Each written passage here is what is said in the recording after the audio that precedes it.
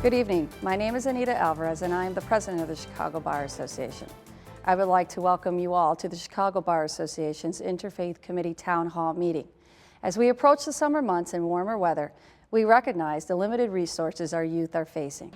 Archbishop Tutu spoke to the CBA just several months ago and challenged us all to put the face of our children on the children who are committing acts of violence and ask ourselves, what if this were my child? I mean, it got to the point where how do you know when you at the wrong place or the wrong time, you know? Get their hair blown off right in front of me. My freshman year, I was scared to go to school because they was fighting like every single day.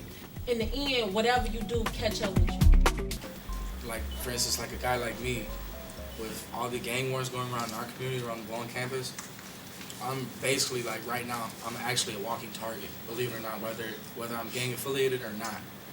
Just a man like me, like preference, Hispanic, Latino male, big as me. People could say that I'm a king and stuff like that, but I'm really not. It's just with your physical appearance, anything at all that it can be, you just a walking target. So people go through so much outside of school, and that's why, you know what, I think that's why it's a lot of violence like that, and it all happen at school, but a lot of stuff happens outside of school, and they need somebody that's gonna be there for them. Cause like this young lady said, she didn't have her parents. You need somebody. How can it start with you if you don't even have nobody even that's above you to at least let you know that you can make it just like I did?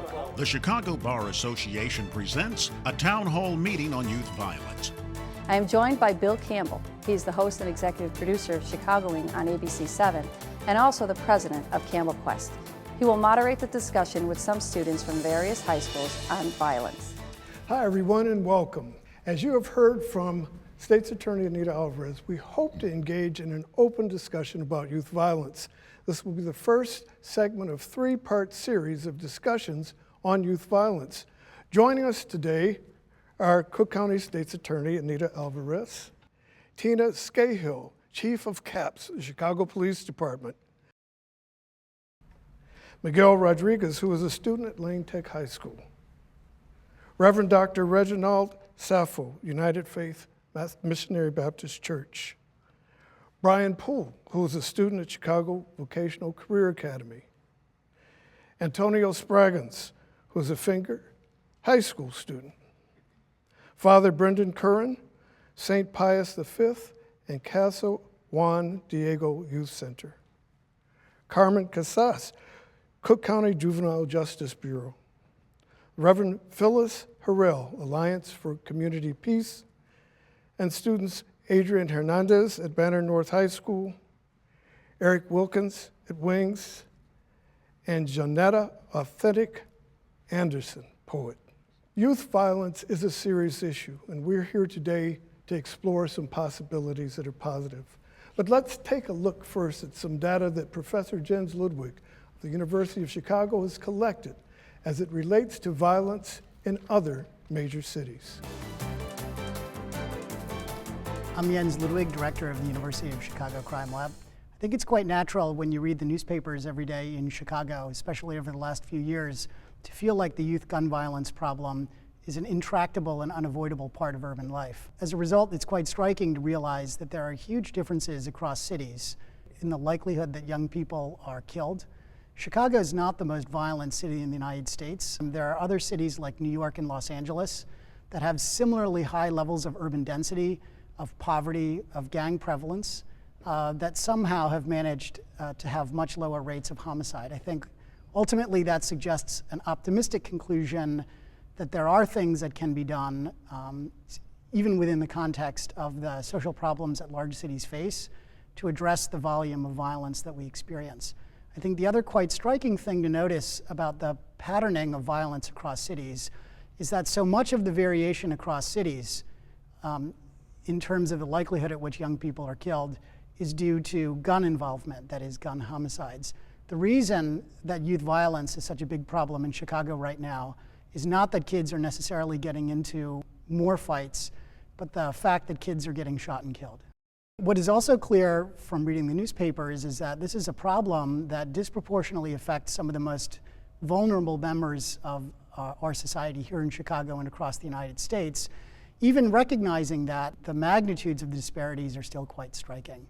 So for example, the rate at which African American men between the ages of 10 and 24 are killed is nearly 10 times as high as what you see for non-Hispanic whites. Nevertheless, the total social cost of violence, in particularly gun violence, is much more evenly distributed than the victimization statistics would suggest, and affects everyone in society, even those who are not directly victimized.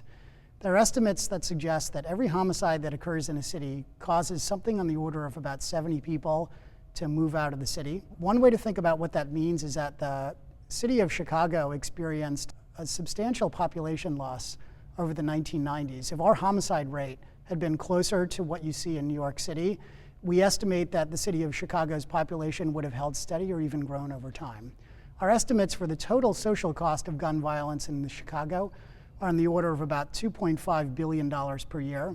As a way to think about what that means, that implies that the social cost of violence are on the order of $2,500 per household per year in Chicago. So a different way to think about the problem of gun violence is that victims aren't the only victims.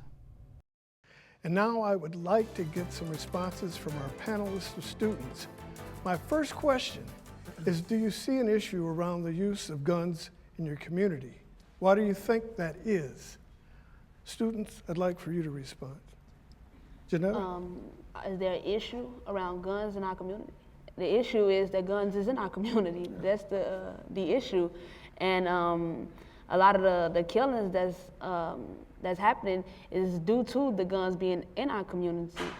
So I believe if you take out a lot of the guns in our community, then you pretty much, you don't fix the problem all the way, but you fix it a good enough amount where you can fix other problems that's stemming the violence in the community. Thank you. Miguel, how about you? I think that there's the issue is guns in our community, and we need to change the gun laws so that it's not as easy to access guns, because there's a loophole in gun shows where anybody could go to a gun show and buy a gun without a background check. So that's one loophole that needs to be canceled out the equation. How about you, Brian? Guns is a big issue because people, like the older people who got the gun cards, they ban them for the younger people. And the young adults they too wild, and they just shooting anybody over anything,